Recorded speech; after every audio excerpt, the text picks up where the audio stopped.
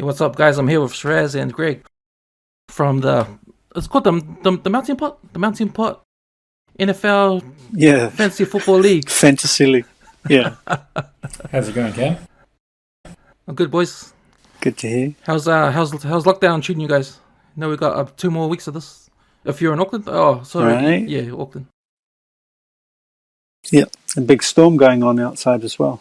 It's a bit of thunder, isn't there? Yeah, no, going good. I guess we've been here before, right? So everyone's setups are pretty good. Probably not as good as yours there, Cam, but we're doing okay through here, and obviously coming to NFL season, at least we've got some fantasy to look forward to.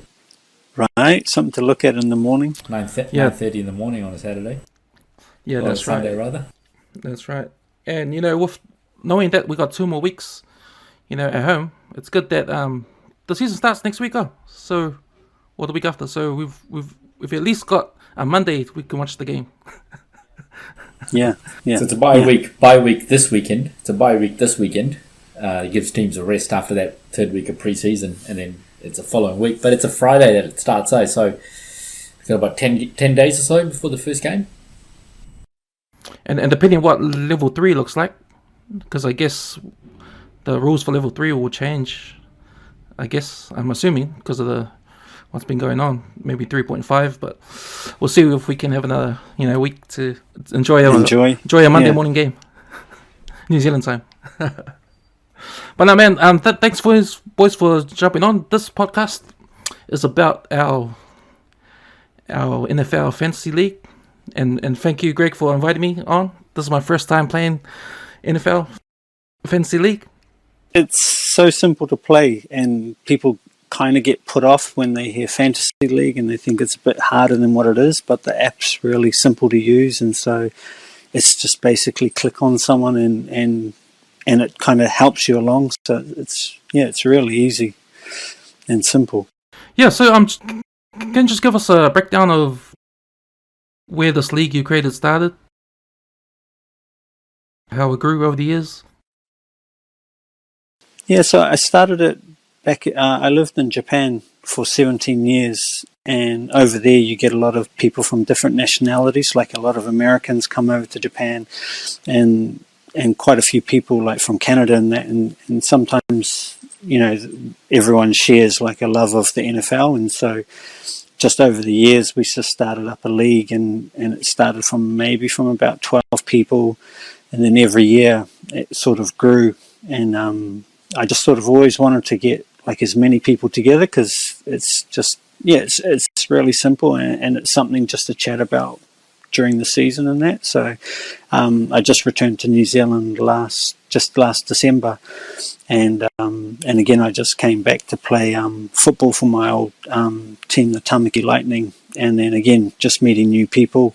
I just reached out to a few of the players for this year for the season, and it's just something to do, like it creates a bit of banter in that, so that's why I asked Shiraz and a few others from the team to jump in, and so Shiraz has been playing for a little bit, I suspect. Yeah, and good to have you back in the contact football fold there, Greg. But yeah, and so Greg got in touch with me to jump into this league, and I guess one of the cool things about being in the American football community here in New Zealand is you get invited into a lot of fantasy leagues. So I've got 8 this year, so we'll see how I go managing that. I've done 7 last year, so. Hopefully 8's not too much more. It's one of those things, once you get into a bit of a groove, it's a lot of fun. But it's one of those things, you've got to pick your guys and put your money where your mouth is with some of these predictions. So that's the cool thing about it. I with my 7 leagues, I got into 2 finals. I won 1 league, and I came run up in one. I came in the top 4, and a couple others. I nearly bottomed out in one as well. So nice. Yeah. Do you play for money at all? Most of the leagues I'm in are like $30 or $40. They're not what you call big money leagues. But there's a couple of leagues. There's a league competition called the New Zealand Fantasy Football League. So it has 6 divisions. So once you enter into the league, you get put into the 6th division. If you win that league, you go up a division. So it's sort of promotion relegation, a bit like Premier League soccer. So you try to get into that first division. So I got promoted last year. That's the division. That's the league I won. I was in the 6th division, my first year in that league. So I got promoted up. So that was cool. So the amount of people in New Zealand playing fantasy is unbelievable. What kind of money are you going to in that get league, I think that? it's a $50 buy-in or something. So you got a few $100, but it was more about moving up. And I got a cool little ring as well from that league, so they sort of put those out for the winners in the division, and it's run by a guy based out of the Hawke's Bay. American football's gotten super popular in New Zealand. There's just so many people to talk to and who know the game. So yeah, but I've never been in a 20-person league though, Greg. This is an absolute monster you've created. So I'm looking forward to it.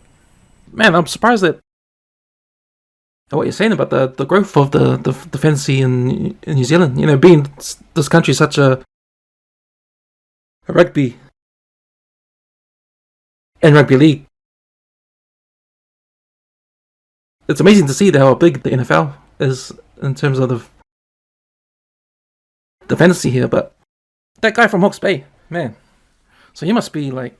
Oh man, it's almost a full-time job. He does God's work, that guy, Adam Blake. But he has a lot of fun doing it, and yeah, that's awesome.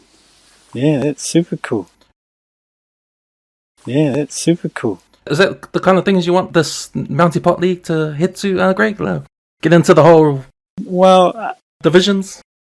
No, like as soon as money comes into play, that's when everyone sort of changes. Like that's what I've really liked about doing it for nothing. It's just bragging rights, and you just laugh about stuff. And like if you do a trade, it's okay. If you pick someone up off the free agent, like it's just a laugh. But as soon as money gets involved, that's when you start to what's this about and that.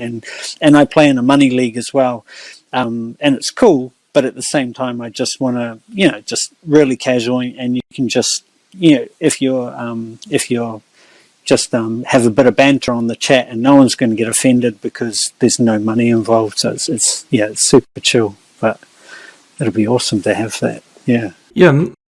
Not only that you guys playing NFL fantasy, you guys actually play as well. So Shiraz, you're the coach of.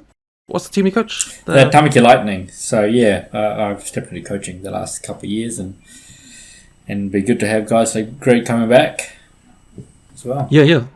So how long have you been playing, Shiraz? Oh, look, I've been playing. I played for about 10 years. Over the last sort of 3 or 4 years, I got quite into coaching. I started by coaching flag. The New Zealand program's got a lot of flag teams and a national team as well. So through that, then started getting back into my club and started to coach contact, starting with the junior and the youth grades, and working my way up to the premier grade at the moment. It's a great bunch of guys. The club's a lot of fun to be at. So yeah. Because of the lockdown and stuff, did that interfere with the season, or is off season now? Or? Yeah, so look, our season usually runs with the contact portion, prior to and just after Christmas as well. Last year, because of it was an August and September lockdown, I believe, which resulted in level 2, approaching October. The problem with that is that level 2, whilst sports like rugby and basketball can usually get back into it with limitations, we play with equipment. And a lot of the clubs don't have enough equipment to have every team have their own gear. So, for example, our Colts helmets will still be required for our Premier's grade. Because of the cleaning that's required between equipment, our sport in the contact format couldn't play except for level 1. So it was level 1, it was flag under level 1 conditions, and then in post-Christmas we had level 2 last year. Discussions on this year, again, around what's happening. So everything's on the table from flag pre-Christmas, but it really depends on how quickly we get down the levels, at least to level 2, but ultimately to level 1 as well. How about funding? Do you guys get a lot of funding from? Do you guys have to fundraise or? Yeah, so the national body, the way we structure and set up, the national body gets a percentage of funding through the TAB. And that works through betting on the sport. So anyone who puts a bet on an NFL game, a percentage of the profit goes to the New Zealand-based, organisation of that sport. So one of the things about the NFL being so popular, and with people going to the TAB and betting on NFL games, is that the national body is obviously picking up a higher revenue per year. So as a result of that, the national body has its general manager and it's funded.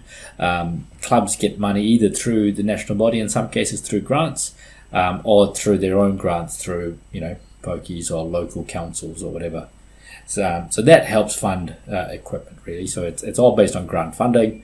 It was quite difficult up to about a couple of years ago. It's relaxed a little bit now. So yeah, everyone's in a reasonable space at the moment. It's not cheap to fit out a player. I think it's about $1,000 for each player's worth of equipment, brand new. Helmet, shoulder pads, lowers, uniforms, all of that. I just want to ask you a question. Coming from, like I said, a rugby country like New Zealand, and there's always these comparisons you hear when the boys talk about it, you hear on TV how, you wear the pads in American football versus no pads in rugby league. Could you see the sport of American football actually be played without any pads and helmets and all that?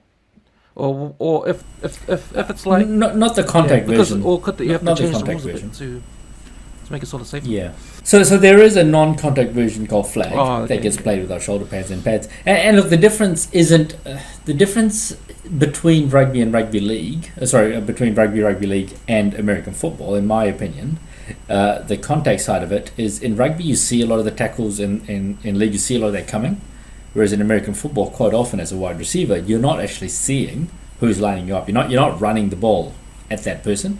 So the angles of contact and your vision of what's going to happen, where you're going to get hit from, is a little bit different, which is where the helmets and the pads come into play. I think part of me believes that potentially there could be a chance for that to happen. It's just that in America, I think there's zero chance because of their insurance requirements. It's in America, if you're not in high school, if you're not in college, you basically don't get to play because insurance is just saying nope, we're not going to cover you. Yeah. 10 years of playing, that's a pretty long time. Was that your longevity, Greg? 10 years, because you've been playing for a while now. Yeah, but I mean, I really felt it coming back this year. Every game I just got rocked, and it was like they were playing Madden and using the truck stick on me because I was just getting, just mown over.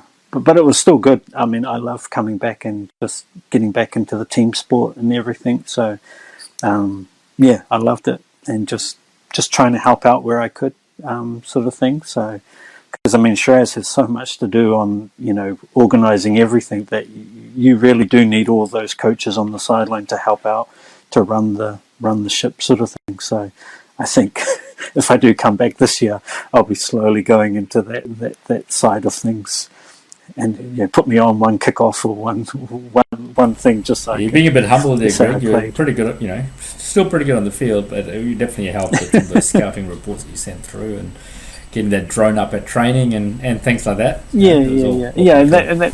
And that's sort of what I'm seeing more now of is that while I can't really contribute too much on the field compared to the other guys, I see myself as like helping, like watching video scouting and bringing my drone to film our plays, and then we can see who's not doing what, and being saying who's supposed to be on the kickoff team and on the return team, and if I get a chance to jump on the field, then that's when I take it. So it's cool. It's really cool fun. Now, a couple of days ago, Greg gave me a text, Shiraz, and told me to jump on his NFL fantasy league, and before then I didn't think of jumping on any NFL fantasy, but I gave it a go and I signed up.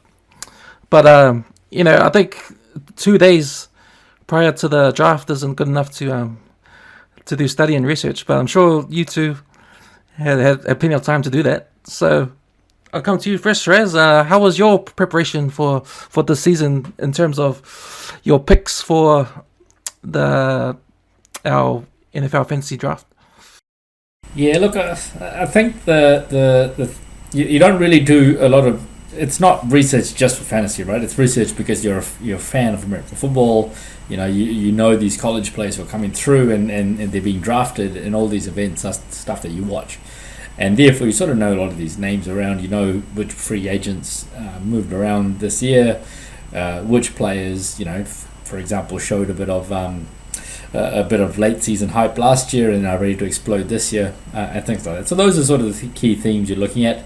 One thing about this league is 20 players. I started thinking, man, there's 20 players, 30 teams, right? In the NFL, which means there's only 30 quarterbacks who are going to start. So you got to hit those positions early, and that's where I think Cam, you came out of the blocks, and I think you went, was it Najee Harris and then Josh Allen, and that was pretty fire. So you obviously did some research there, mate. I don't know about this. About this humble brag here right now, but you did a really good draft, I thought. I'll put that down to me being a Pittsburgh Steelers fan, and knowing that how we lost James Conner, which I thought was really good for us last season, and bringing on a guy like Najee Harris was a big upside for us. Yeah, but Najee Harris is a weapon. How about you, Greg? How was the build up to the draft? Well, I remember in Japan we used to meet at my friend's bar in the morning, and there was a guy, and he'd bring in like papers with all these, the recommendations, and he ended up winning it. So I was like, man, that's pretty cool. But again, I'm stuck in the old days of Madden, and so my guys have picked on their reputation from years ago. So I've got guys that are on their way out, but they're the only ones I recognize anymore. But I always just go for the top ranked guy, and then just sort of deal with whatever I get dealt, and just sort of enjoy, I missed out sort of thing. It's just good fun for me, again, because there's no money involved. So yeah, I just have fun with it. So yeah, I was kind of happy. I mean, I always get sidetracked by all the quarterbacks. So I'm like, Brady, all these other good guys that are available, instead of picking my running backs first, sort of thing, which are the most important guys in your team. Like I said, because I'm a Pittsburgh Steelers fan, so I'm heavily influenced by my team. But when you play fantasy, you can't go for the heart; you're going to go for what's there. But the Chicago Bears for you, Shiraz, did that influence a lot of your picks, or are you too good for that now? I used to that all the time, man. I used to just pick Bears players every year. There was, a streak I had where I had, guys like Matt Forte and Jay Cutler on every team for a while. I think my Bears fandom still, I was trying to get Justin Fields, but someone sniped him just before I was able to pick him. People on the Bears who are going to be good, I place a little bit more emphasis on them maybe, rather than just trying to just go after my team's guys. End of the day, fantasy is about fun. You still want to, pick guys who you enjoy watching as well. So it's how much you can discipline yourself. Like don't go way out of your way to pick up those guys. Could you reveal to us a little bit of your strategy then, going into the draft, Shiraz? So I saw the league. I said, look, there's 20 teams in there. There's some positions I'm just not going to be able to, fulfill. I saw wide receiver as a position that there's a lot of depth. Right, there's about 60 wide receivers who I was happy with. Running backs and quarterbacks, there's only about 30 running backs in total who you can trust. Maybe really only 20, and probably about 20 quarterbacks. So I wanted to make sure I came away with those two positions filled. Quarterbacks and receivers and tight ends, I'll figure that out later. So that's why I went earlier. I went 2 running backs back to back. Actually, I went 3 running backs and then a quarterback. Just so that I have my 2 running backs and my flex spot filled up, and then I went my quarterback spot afterwards with Tom Brady, who I think is going to be a good year this year. So I got Saquon, Clyde Edwards-Helaire, and Miles Sanders with my running backs.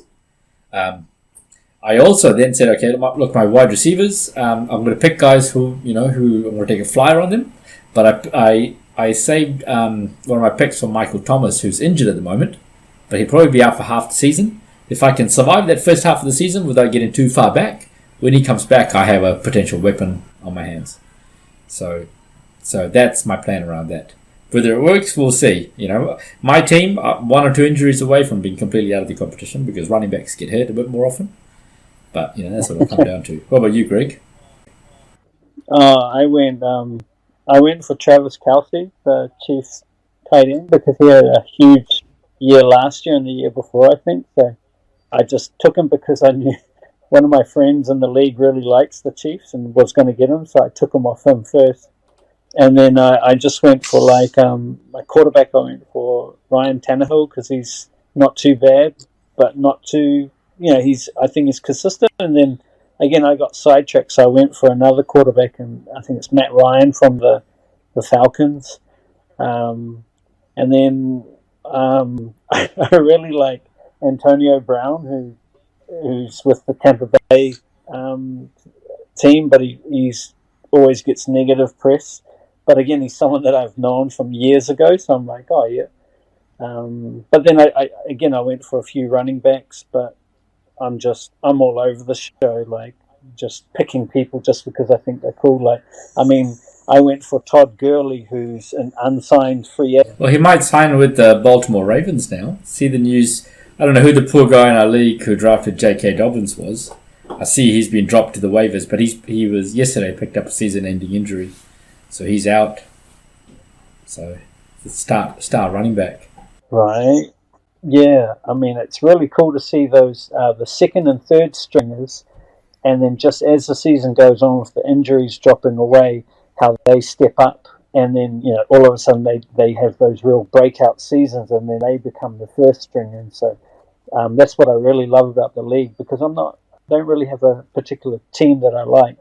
But because of my players and my team, I really follow that. And then you start checking the injuries and everything, and who's starting to rise up the depth chart. And so it just makes the season so much more interesting for myself.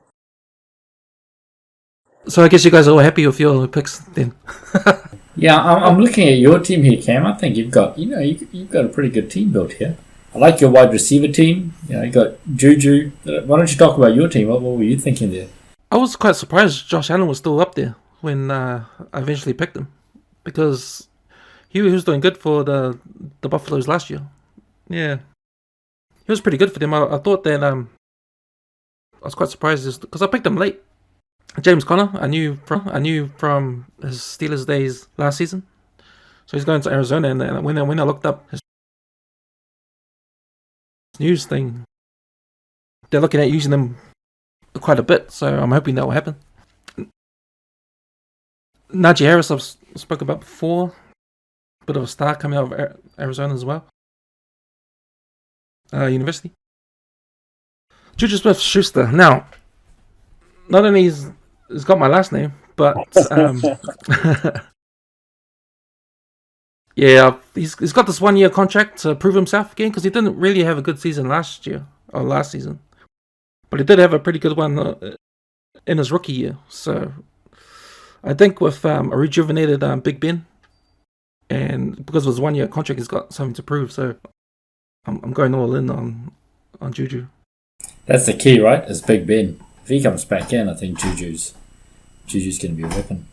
I really wanted to get that Zach Wilson, the quarterback from the Jets. He's the only one I looked at. He was he's the 2021 second overall pick, but he's just left just before I went. But I just missed out on him. But I feel he's potential to be like the next Michael Vick. Yeah, he went to the Blacks. That's the team that he went to. It's Zach Wilson, so that would have been cool. So in our league, the people who have won it the previous years is the Blacks and Rollins Thunder. Those are the two teams to watch. Two Americans that play in it, and they're quite good. Yeah, it's always interesting. Then you got other guys in the league that have it's their first time, and I've just roped them in. Sort of see they like the NFL, so they sort of jump in. Yep. James Rolliston, the guy who played Boy in the movie. So he's in our league. So he loves the NFL as well. So I know his cousins. So I was like, jump in the league, and it's always cool because again, it's his two cousins play in this league with us. So again, it's that little bragging rights, and it's just something else. You can just send a message and just say, I'm playing you this week or something, and you just have a laugh sort of thing. So again, it's just... Is that T Stags? Yeah, he was picking just before me. He was snapping a few of my players. Right.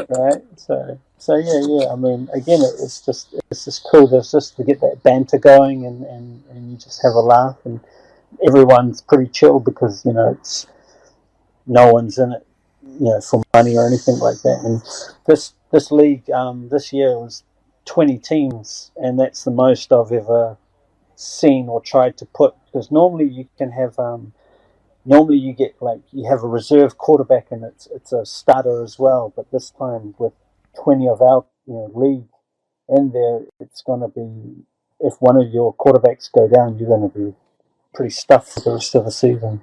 He's obviously played before, right? I'm just looking at his league, looking at his team, and he's pretty stacked. I think he said it was on auto pick, so I think that's how he got his guys. I think he said he was trying to get into picking that. So it'll be pretty cool to see how he comes along. And I've always gone auto pick because that way you blame the computer, you can't blame yourself. And that's when you use your GM skills, Greg. Use your general manager skills. Yeah. Cash considerations straight. Start manipulating things. Yeah.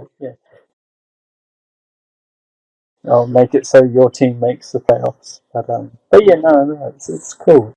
It's a whole lot of fun. I assume you guys work 9 to 5 jobs Monday to Friday, but so how do you guys get around watching the games during work hours and stuff like that? Like each week or... So, I guess early part of the season is a lot easier. Games start at 5 a.m, so I'll wake up for that, and I'll usually shoot off to work at 8, and then start a little bit 8:30 or 9. Towards the end of the season, it gets a little bit trickier, so it really depends on how good my teams are doing at that stage. But otherwise, I'll just have it in the background, type of thing, and we get a couple of good weekends in there as well. Usually, the Christmas break helps because that's a couple of weeks of just being able to watch some football. And for a few years now, Super Bowl Monday's fallen on Waitangi weekend and things like that as well. So that's worked out quite well. But yeah, it's a bit of a juggle. But do what you can around work. Sometimes I try not to find the result and I watch the game when I get home. Yeah. I usually just wake up in the morning and just check out the highlights, like on the NFL website, and it's nice 5 minutes, and just usually watch it while I'm doing something at work or getting ready, sort of thing. And then depending on how the games are going, like if my players are still playing, like I'll either sub them out or put them in and just check on that. But it definitely makes me start watching the games more. And then again, if your guy needs just 20 more points or something, and you just really start getting interested and just checking the stats on the page just to see how they keep going. So it's awesome when you pull it off, and then it's terrible when like a quarterback will take a kneel or something to get some negative yards, or they get pulled because they're winning. So at the business end of the season, I remember last season there were some Saturday games because college football finished. So is that right? Do they allow some Saturday games in the NFL when that happens? Yeah, that's usually the playoffs only.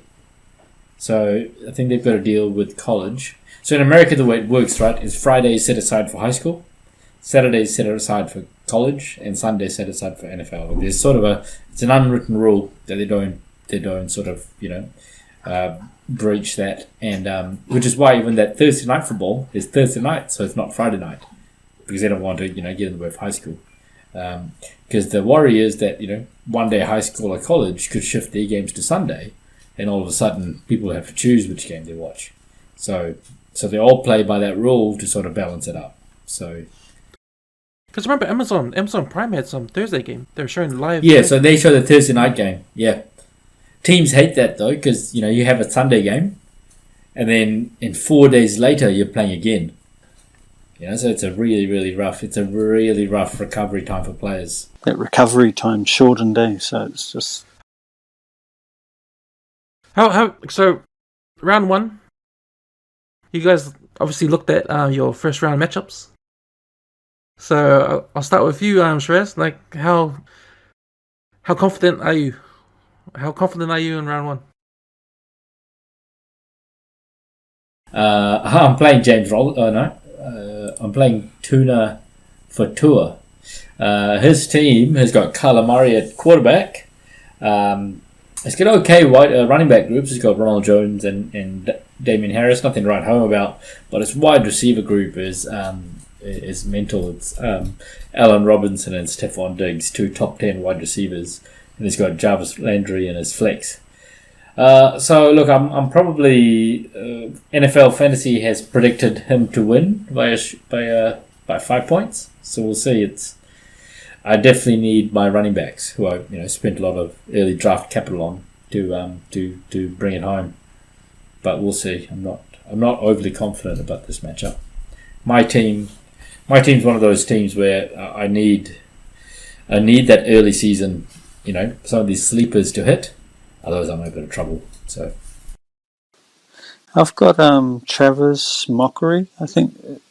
Travis Mockery, I think. So I'm predicted to win, but at the same time, I've got 3 questionables in my lineup. So and my quarterback's got COVID. He's on the COVID list. But I mean, I think with over a week to go before the games, he should come off that. But I don't know. Again, you take those predictions and it can just get turned around on the day.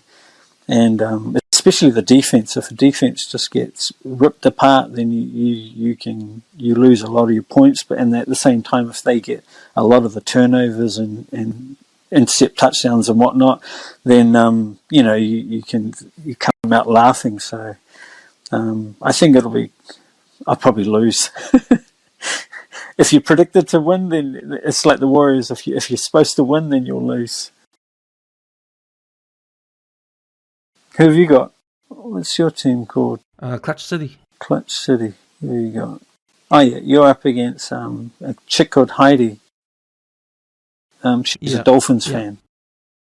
That's the cool thing about this fantasy draft compared to the Super Rugby one that I do. That you get the up to the second news on the player, which is pretty cool. Right.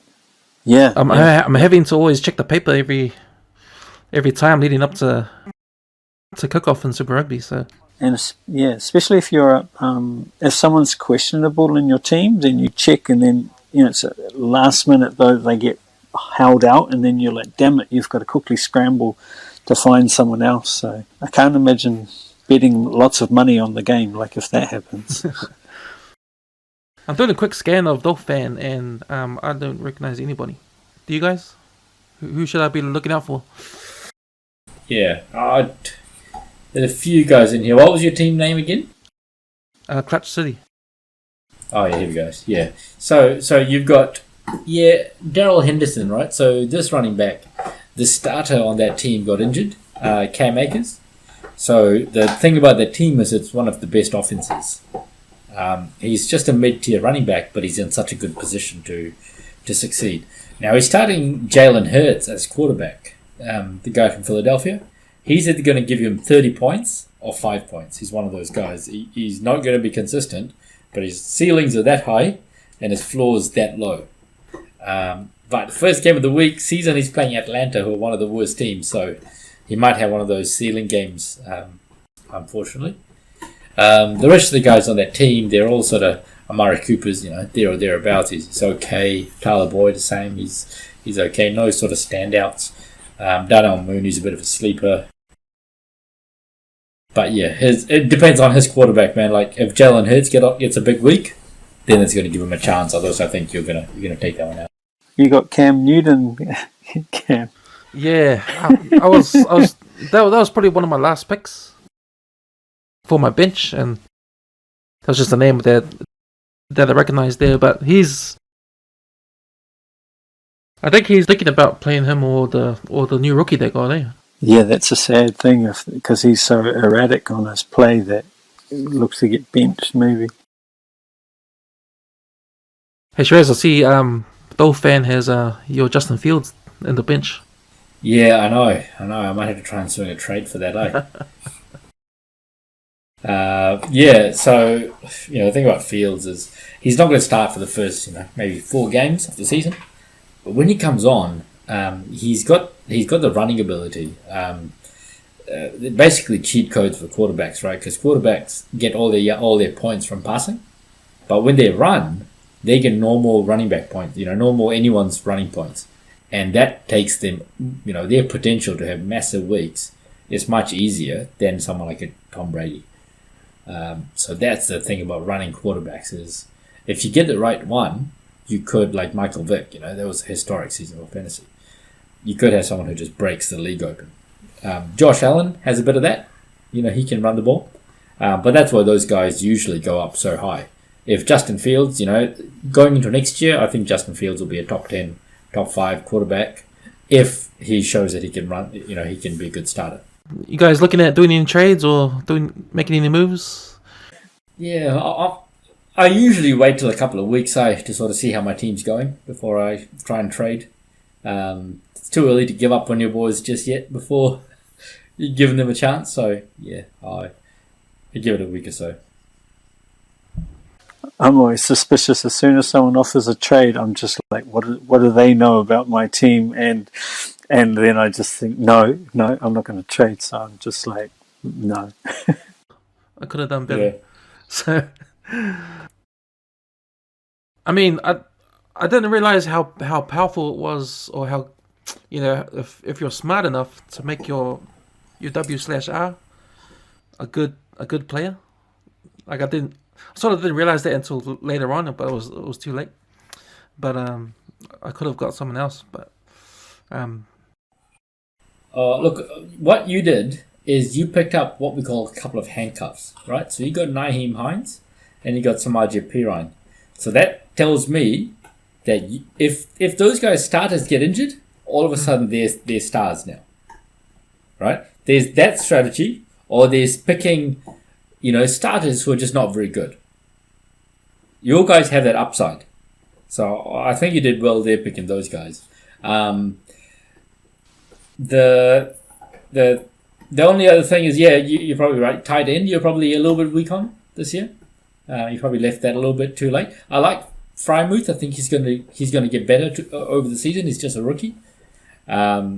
But what happened there? Start of the season. What happened there? Against the Lions in that preseason game, he scored those 2 touchdowns of those 2 passes from Big Ben, and he's on my team straight away. Yeah. The problem is he's got Eric Ebron in front of him. That's the only worry. So, but he's got so much potential. Pat Frymouth. You know what? His nickname in college was Baby Gronk. So. Oh, yeah. Cool. And when he gets onto the field, the whole stadium yells "Mooth." So he's going to be a fun one for a few years in Pittsburgh. Oh, thanks for that. Awesome. Thanks for that. Oh, I'll keep those tips in mind. Yeah, man. No, you're welcome, Cam. We'll leave the talking on the chat boards after the first game. See how we go.